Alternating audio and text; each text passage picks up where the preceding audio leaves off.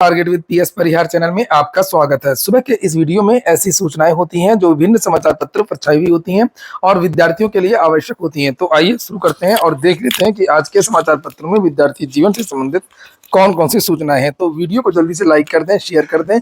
जिन छात्रों ने चैनल को अभी भी सब्सक्राइब न किया हो तो जल्दी से सब्सक्राइब करें ताकि आप लोगों को इसी प्रकार की ऑथेंटिक अपडेट से सबसे पहले मिलती रहे। आज के समाचार पत्रों में सबसे बड़ी और धमाकेदार जो खबर है वो यूपीपीएससी की सीबीआई जांच को लेकर की है।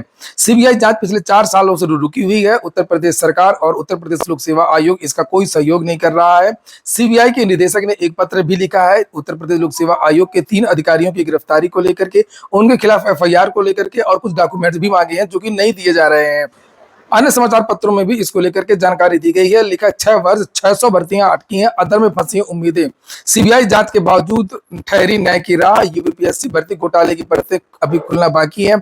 2012 से लेकर के 2017 तक की भर्तियों को लेकर के विद्यार्थियों ने आंदोलन चलाया था। विद्यार्थी कोर्ट भी गए थे सीबीआई जांच को लेकर के।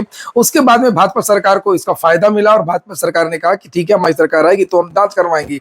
भारतीय जनता पार्टी की सरकार बन गई 2017 में और उसके बाद में भी सीबीआई जांच नहीं हो रही थी। फिर से विद्यार्थियों ने आंदोलन किया, दबाव बनाया तो उत्तर प्रदेश सरकार ने सीबीआई जांच के आदेश तो दे दिए, लेकिन इस सीबीआई का कोई भी सहयोग नहीं किया। क्योंकि किसी भी लोक सेवा, किसी भी सरकारी अधिकारी के खिलाफ अगर कोई कार्रवाई करनी है तो शासन से अनुमति प्राप्त करनी होती है, लेकिन शासन इसकी अनुमति नहीं दे रहा है। 3 अधिकारियों के नाम भी यहाँ पर साफ साफ लिखे हुए हैं कि इनके खिलाफ अभियोग चलाना है, इनको गिरफ्तार करना है, और उत्तर प्रदेश सरकार ने कुछ भी नहीं किया। और अब सीबीआई कह रही है कि अगर कुछ भी नहीं करना है तो काहे के लिए सीबीआई जांच करवाई है और अब हम इसको बंद कर देते हैं। बंद करने का की धमकी दी है सीबीआई ने। और यहाँ पर देख सकते हैं लिखा है दस्तावेजों की अनुपलब्धता और नामित लोक सेवकों के विरुद्ध भ्रष्टाचार निवारण अधिनियम की धारा 17A के तहत आवश्यक अनुमति प्राप्त न होने के कारण सीबीआई के जांच अधिकारी प्रभावी क्षेत्रीय जांच करने में असमर्थ हैं। सीबीआई ना तो उन अभ्यर्थियों से पूछताछ कर पा रही है जिनसे संबंधित रिकॉर्ड अभी तक आयोग द्वारा उपलब्ध नहीं कराए गए हैं, यानी कि जिनकी भर्तियां फर्जी तरीके से हुई थी डिप्टी एसपी के पद पर, एसडीएम के पद पर, उनका रिकॉर्ड नहीं दिया जा रहा लोक सेवा आयोग के द्वारा। नीचे लिखा है और ना ही संदिग्ध लोक सेवकों से विधिवत पूछताछ या बयान दर्ज कर पाने की स्थिति में है। ऐसे दोनों मामलों में जांच पूरी तरीके से ठप हो चुकी है और कोई भी ठोस निष्कर्ष निकालना वर्तमान परिस्थितियों में लगभग असंभव हो गया है। जब ओएमआर सीट ही नहीं दी जाएगी, जब प्रपत्र नहीं दिए जाएंगे प्रीलिम्स मेंस के कि किस तरीके से ये एसडीएम बने हैं, किस तरीके से ये रेवेन्यू इंस्पेक्टर बने हैं, किस तरीके से ये सप्लाई इंस्पेक्टर बने हैं, यानी कि जो लोअर की भर्ती है उस समय एक आई थी आरआई की भर्ती लोक सेवा आयोग से, उस भर्ती की भी जांच है। साथ में पीसीएस 2015, 16, 14 और खास तौर से बाद में एपीएस की भर्ती को भी जोड़ा गया था। लिखा है यहाँ पर एपीएस को लेकर के भी, एपीएस 2010 भर्ती की जांच 5.5 साल से भी अधिक समय से चल रही है। इस मामले में यूपीएससी के खिलाफ परीक्षा नियंत्रक के खिलाफ नामजद एफआईआर हुई है, परंतु उसके बाद जांच की रफ्तार ठंडी पड़ गई है। इस भर्ती के तहत 223 अभ्यर्थी आज भी सचिवालय में कार्यरत हैं। प्रतियोगी छात्र संघर्ष समिति के अध्यक्ष अवनीश पांडे कहते हैं कि राज्य सरकार लोक सेवा आयोग के अधिकारियों का गठजोड़ जांच को प्रभावित कर रहा है, अधिकारी मुख्यमंत्री को गुमराह कर रहे हैं। लिखा है सीबीआई ने लिखे दर्जनों पत्र जांच के लिए, लेकिन नतीजा शून्य। सीबीआई ने आयोग को दर्जनों बार पत्र लिखा है और लेकिन आयोग की ओर से जानकारी उपलब्ध कराने में हीला हवाली की गई। एपीएस 2010 परीक्षा को लेकर के 12 मई, 3 नवंबर 2022, 24 मार्च, 23 अप्रैल, 14 मई 2025 अभी पिछले महीने पत्र लिखे गए। वहीं पीसीएस 2015 के संबंध में 24 फरवरी, 9 मार्च, 29 मार्च, 20 जुलाई, 18 अक्टूबर 2023, 26 जुलाई, 23 सितंबर 2024, 12 फरवरी, 16 अप्रैल 2025 को भी पत्र लिखा गया। पत्र के अनुसार सीबीआई को कुछ आंशिक रिकॉर्ड तो जरूर प्राप्त हुई, लेकिन पूर्ण दस्तावेज अब तक नहीं मिले, जिससे जांच प्रक्रिया बाधित हो रही है। तो सीबीआई के जो निदेशक है उनका कहना है कि जांच एजेंसी ने अगस्त 21 से लेकर के मई 2025 तक कई बार उत्तर प्रदेश लोक सेवा आयोग से धारा 17A के तहत अभियुक्त अधिकारियों पर जांच की अनुमति मांगी थी। यह धारा लोक सेवक के खिलाफ मुकदमा दर्ज करने, पूछताछ के लिए सक्षम प्राधिकारी की अनुमति से संबंधित है और इसके लिए आयोग को 23 अगस्त 2021 और 9 जून 2022 को विस्तृत प्रस्ताव भी भेजे गए थे और इनमें कार्मिक एवं प्रशिक्षण विभाग द्वारा निर्धारित प्रारूप का पालन किया गया। इसके बावजूद भी आयोग की ओर से अब तक ना तो अनुमति दी गई और ना ही सभी आवश्यक रिकॉर्ड उपलब्ध कराए गए। साथ ही निदेशक ने आश्वस्त किया कि यदि अपेक्षित सहयोग मिला तो सीबीआई की पूर्ण टीम पारदर्शिता और संवेदनशीलता और कानूनी प्रक्रिया के तहत त्वरित जांच करेगी। और यहाँ पर ये देखिए लिखा दूसरे समाचार पत्र में, उत्तर प्रदेश सरकार को पत्र लिख करके चेताया कि 30 दिन के अंदर नहीं मिला सहयोग तो बंद करनी पड़ सकती है जांच। 4 सालों से उत्तर प्रदेश सरकार कोई भी सहयोग नहीं कर रही है सीबीआई का। आखिरकार घोटाला समाजवादी पार्टी के कार्यकाल में हुआ था और इसको बचा भाजपा सरकार रही है। छात्रों को दिखाने के लिए कि जीरो टॉलरेंस है, हम भर्तियों की जांच करेंगे, फायदा लिया, सीबीआई जांच भी शुरू करवा दी, लेकिन सीबीआई जांच को रुकवा भी दिया बीजेपी की सरकार ने।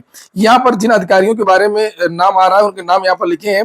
लिखा है कि 2 मामलों में आयोग के तत्कालीन सिस्टम एनालिस्ट गिरीश गोयल, अनुभाग अधिकारी विनोद कुमार सिंह और समीक्षा अधिकारी लाल बहादुर पटेल के खिलाफ भ्रष्टाचार निरोधक अधिनियम की धारा 17A के तहत जांच की अनुमति मांगी गई थी। निदेशक ने पत्र में यह भी स्पष्ट किया है कि इस विलंब का असर इलाहाबाद उच्च न्यायालय में लंबित मामलों पर भी पड़ रहा है। वहीं पर नीचे लिखा है कि ऐसे में जांच में प्रगति न होने से सीबीआई की छवि को नुकसान पहुंच सकता है। उत्तर प्रदेश लोक सेवा आयोग के जो सचिव अशोक कुमार, उनका कहना है कि दस्तावेजों की संख्या काफी ज्यादा है, इसकी नंबरिंग और प्रतिलिपि कराने सहित अन्य औपचारिकताएं काफी समय लेने वाली हैं। सीबीआई को अभिलेख नियत समय पर उपलब्ध कराए जा रहे हैं। जल्द ही बचे हुए अभिलेख सीबीआई को उपलब्ध करा दिए जाएंगे। लोक सेवकों के खिलाफ जांच के लिए अनुमति देने के मामले में सक्षम स्तर पर विवेचना की जा रही है। वहीं पर पीसीएस मेंस के एडमिट कार्ड जारी कर दिए गए हैं और 3 परीक्षाएं 29 तारीख को हैं। लिखा उत्तराखंड पीसीएस प्री की परीक्षा है, उसी तारीख को 29 जून को यूपी पीसीएस मेंस की परीक्षा है और साथ में यूपी ट्रिपल एससी की जूनियर असिस्टेंट, जिसके बारे में इसमें नहीं लिखा है। लिखा है उत्तराखंड की पीसीएस प्रारंभिक परीक्षा और उत्तर प्रदेश की पीसीएस मुख्य परीक्षा की तिथि टकरा गई है। ऐसे में सैकड़ों अभ्यर्थियों को किसी एक परीक्षा से वंचित होना पड़ेगा। उत्तराखंड के मुख्यमंत्री के पूर्व सलाहकार डॉक्टर गणेश उपाध्याय ने सीएम योगी को पत्र लिख करके यूपी पीसीएस मुख्य परीक्षा की तिथि परिवर्तित कराने का आग्रह किया है। उत्तराखंड की पीसीएस प्रारंभिक परीक्षा 29 जून प्रस्तावित है, वहीं उत्तर प्रदेश लोक सेवा आयोग की पीसीएस मुख्य परीक्षा 29 जून से 3 जुलाई तक होगी। तो सबसे कम विद्यार्थी पीसीएस मेंस में ही है और लिखा कि इसमें लगभग 15,000 विद्यार्थी हैं, तो इनकी तारीख परीक्षा को कुछ दिन के लिए आगे पीछे कर दिया जाए, जिससे विद्यार्थी उत्तराखंड पीसीएस प्री भी दे सकें। साथ में जो यूपी ट्रिपल एससी के जूनियर असिस्टेंट 5512 पदों के लिए विज्ञापन निकला है, जिसको लेकर के विद्यार्थी ज्ञापन वगैरह दे रहे, ईमेल का अभियान चला रहे, इन विद्यार्थियों को भी राहत मिल जाएगी। अगली सूचना है विद्यालयों के मर्जर की। परिषदीय विद्यालयों में मर्जर के खिलाफ चलेगा अभियान। प्रदेश में 27,000 परिषदीय विद्यालयों के मर्जर के खिलाफ आईसा अवाईए की ओर से संयुक्त रूप से अभियान चलाया जाएगा। आउटसोर्सिंग निगम के गठन को रद्द करने, सभी स्थायी प्रगति के कार्यों के लिए स्थायी नियुक्ति, नौजवानों को रोजगार नहीं तो प्रतिमाह 15,000 रुपए बेरोजगारी भत्ता जैसे अभियान का हिस्सा होंगे। यहाँ पर लिखा हुआ है कि 7 साल से भर्ती की ये कौन बोल रहा है?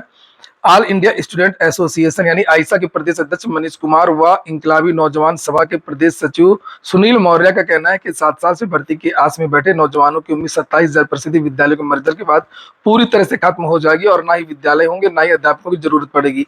तो ये जो विद्यालयों का मर्जर हो रहा है, इसका विरोध अब शुरू हो गया है, क्योंकि इससे एक तरफ तो बेरोजगारों को नौकरी नहीं मिलेगी, वहीं पर दूसरे गरीब और वंचित जो लोग हैं उनके बच्चे अब पढ़ाई से वंचित हो जाएंगे। समाजवादी पार्टी के नेता है रामगोपाल यादव, इन्होंने भी एक ट्वीट करके इसका विरोध किया है। लेकिन उत्तर प्रदेश सरकार का 50 छात्रों से कम संख्या वाले प्राथमिक विद्यालयों को बंद करने का जन विरोधी निर्णय नहीं है। ये सरकार गरीब परिवारों के बच्चों को शिक्षा से वंचित करना चाहती है।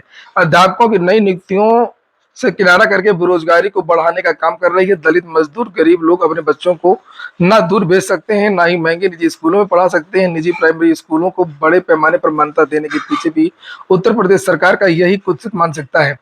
कार्यरत अध्यापकों की उत्पीड़न की आशंका है। सरकार को इस काले आदेश को जनहित में तुरंत वापस लेना चाहिए। उत्तर प्रदेश सरकार अपनी नाकामी छुपाने के लिए ये कार्य कर रही है। मैं आपको बता दूं, क्योंकि इन जितने भी बेसिक विद्यालय जहां पर नामांकन कम हुआ है, बच्चों की संख्या कम हुई है, उसके कारणों पर जाना चाहिए, उसकी तह पर जाना चाहिए। इन विद्यालयों में इंफ्रास्ट्रक्चर में सुधार लाना चाहिए। शौचालय, गेट, साफ सफाई, अध्यापकों की नियुक्ति, कर्मचारियों, अन्य कर्मचारियों की नियुक्ति, चौकीदार वगैरह की नियुक्ति करना चाहिए था। अगर यही सुविधाएं मिलती तो निश्चित तौर पर यहाँ पर एडमिशन ज्यादा होते। जब ना तो वहां पर अध्यापक है, ना कर्मचारी है, ना साफ सफाई है, ना बाउंड्री है, ना पीने का पानी है, तो कोई भी अपने बच्चों को इन विद्यालयों में क्यों भेजेगा? तो ये तो उत्तर प्रदेश सरकार की ही नाकामी है ना। आखिरकार दिल्ली में कैसे विद्यालय चमक रहे हैं, ये देखिए दैनिक भास्कर में भी ये रिपोर्ट आई है। यूपी में 5,000 से ज्यादा स्कूल मर्ज करने की तैयारी, टीचर के पद घटेंगे। इसके पहले भी उत्तर प्रदेश सरकार 28,000 स्कूलों को बंद कर चुकी है, मर्ज कर चुकी है। 28,000 प्रिंसिपल और 42 लाख छात्र कम हो गए हैं इस बीच में। तो आप खुद सोचिए, जब पहले सरकार ये कर चुकी है तो उससे फायदा क्या मिला है? 28,000 स्कूलों को जब बंद किया था 2017-18 में, तब फिर उसके बाद नामांकन क्यों नहीं बढ़े? अगर आपकी ये योजना इतनी अच्छी थी कि विद्यालयों को मर्ज करने पर विद्यालयों की संख्या बढ़ेगी, अब बच्चों की संख्या बढ़ेगी और उनको शिक्षक मिल जाएंगे, तो वही शिक्षक ज्यादा बच्चों को पढ़ा लेगा, हर विषय शिक्षक मिल जाएगा। तो अगर ये योजना अच्छी है तब क्यों 1,92,00,000 पहले संख्या थी बच्चों की, अब केवल 1,52,00,000 बची है। आपके संजय सिंह ने भी ये यहाँ पर लिखा हुआ है, इनसे भी कुछ विद्यार्थी मिले थे कल सर्किट हाउस में, और लिखा था कि सरकार जो है वो तत्काल परिषदीय विद्यालयों की मर्जर व बंद करने के फैसले को रद्द करे, जितने भी पद रिक्त उन पर तत्काल भरा जाए।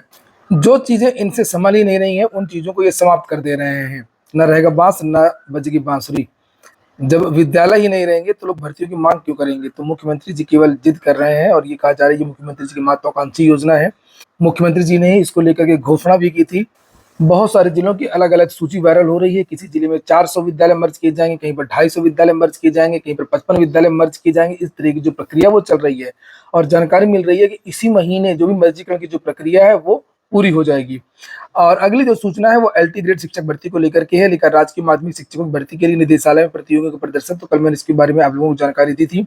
लिखा है कि कहीं अधियाचन नहीं होने से तो कहीं रिक्त पदों में आरक्षण की विसंगति के कारण शिक्षक भर्ती के नए विज्ञापन जारी नहीं हो पा रहे हैं। अधियाचन की प्रक्रिया पूरी करने, आरक्षण विसंगति को दूर किए जाने में वर्षों लग जाने से बड़ी संख्या भर्ती के लिए योग्य विद्यार्थी ओवरएज हो गए हैं। तो गुरुवार को शिक्षा निदेशालय में प्रतियोगियों ने प्रदर्शन करके भर्ती विज्ञापन जारी किए जाने की मांग की थी।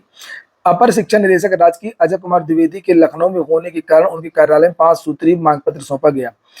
तो उसमें मांग पत्र में जो 5 मुख्य बिंदु थे, एक तो नई भर्ती का विज्ञापन था, 2018 का भर्ती सूची मांगी गई थी, और एज रिलैक्सेशन मांगा गया था। तो ये कहा गया है कि 1 सप्ताह के भीतर जो संशोधित अधियाचन विषयवार आरक्षणवार वो लोक सेवा आयोग को भेज दिया जाएगा। ये अधिकारियों का कहना है। हर बार कुछ ना कुछ नई चीज निकल करके आ जाती है, कभी आरक्षण का विवाद, कभी नियमावली का विवाद, कभी अर्हता का विवाद। इसके पहले भी 50 बार इस तरीके के आश्वासन दिए गए हैं और ज्ञापन दिए गए हैं, लेकिन भर्ती नहीं आई है। वहीं पर बिहार से फिर से एक बड़ी खबर आई है। लिखा 15,000 भर्ती में लागू होगी डोमिसाइल नीति। कल दैनिक भास्कर ने लिखा था कि डोमिसाइल नीति लागू नहीं होगी, केवल अनुकंपा के लोगों जो जिनकी नियुक्ति अनुकंपा पर होनी है उसके लिए है। और जबकि नियमावली में साफ साफ लिखा हुआ है कि भारत का नागरिक और बिहार का निवासी होना चाहिए। उसके बारे में स्पष्टीकरण आ गया है कि बिहार की भर्तियों में डोमिसाइल नीति लागू होगी। 15,000 भर्ती में लागू होगी डोमिसाइल नीति। बिहार के भाजपा के उप मुख्यमंत्री हैं सम्राट चौधरी, उन्होंने कल ट्वीट भी किया है। लिखा, उप मुख्यमंत्री सम्राट चौधरी ने गुरुवार को कहा कि बिहार के स्कूलों में 15,000 पदों में भर्ती होगी। इन भर्तियों में डोमिसाइल नीति लागू होगी। उन्होंने सोशल मीडिया के माध्यम से कहा कि यह बिहार के युवाओं के लिए बड़ी खुशखबरी है। तो जो सम्राट चौधरी हैं, इनका कहना है कि डोमिसाइल नीति लागू होगी, जबकि बीपीएससी के अधिकारी और शिक्षा विभाग के अधिकारियों का यह कहना है कि डोमिसाइल नीति लागू नहीं होगी। बड़ा कंफ्यूजन है, बड़ा विरोधाभास है। डोमिसाइल नीति किस तरीके से लागू हो सकती है? लिखा है कि उन्होंने कहा कि स्कूलों में होने वाले, मैं दिखा देता हूं इनका ट्वीट, ये देखिए, बिहार के युवाओं के लिए खुशखबरी, स्कूलों में 15,000 पदों पर होगी भर्ती, नियुक्ति में लागू होगी डोमिसाइल नीति। पुस्तकालय अध्यक्ष 6500, विद्यालय लिपिक के 6421 और परिचारी के 2,000 पदों पर भर्ती होगी। एनडीए सरकार में भरपूर रोजगार। ये देखिए, अब इसी को लेकर के न्यूज आज आई है। जबकि कल के समाचार पत्रों में लिखा था कि दूसरे राज्य के लोग भी आवेदन कर पाएंगे, आरक्षण का लाभ केवल नहीं मिलेगा। और इसी में कुछ बयान भी यहाँ पर थे। निदेशक प्राथमिक शिक्षा बिहार, पुस्तकालय अध्यक्ष, लिपिक, परिचारी नियुक्ति में डोमिसाइल कोई मुद्दा नहीं, सभी नियुक्तियां बिहार सरकार के नियमों के मुताबिक होंगी। सत्य प्रकाश शर्मा, सचिव बीपीएससी के, इनका कहना था देश का नागरिक कहीं भी नौकरी कर सकता है, सभी नियुक्तियां बिहार सरकार के नियम अनुसार की जाएंगी। बिहार के निवासियों को आरक्षण मिलेगा, जबकि बाहरी विद्यार्थी भी आवेदन कर पाएंगे। तो लिखा है क्यों डोमिसाइल का भ्रम अभी भी है। सम्राट चौधरी कुछ कह रहे हैं, अधिकारी कुछ कह रहे हैं, कभी कुछ आ रहा है, नियमावली कुछ कह रही है। वहीं पर जो विद्यालय बंद होंगे मर्जीकरण में, तो उन खाली जो जगह बचेगी उन विद्यालयों में, वहां पर आंगनबाड़ी चलेंगी। लिखा, बाल वाटिका के रूप में खाली स्कूलों का उपयोग किया जाएगा। आदेश में स्पष्ट किया गया है कि पेयरिंग के बाद खाली स्कूल बंद नहीं होंगे। ऐसे में 3 से 6 साल के बच्चों के लिए सभी आंगनबाड़ी केंद्रों को बाल वाटिका घोषित किया गया है।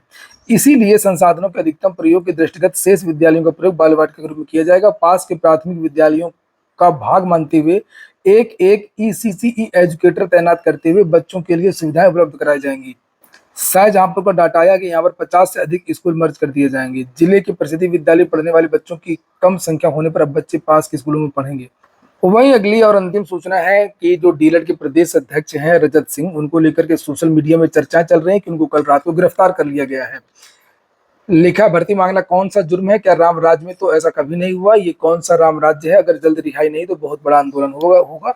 रजत सिंह ने अभी प्रयागराज में शिक्षा सेवा चयन आयोग में प्राथमिक शिक्षक भर्ती को लेकर के एक काफी दिन तक एक लंबा आंदोलन किया था। आज के वीडियो में इतना ही। पूरा वीडियो सुनने के लिए बहुत बहुत धन्यवाद।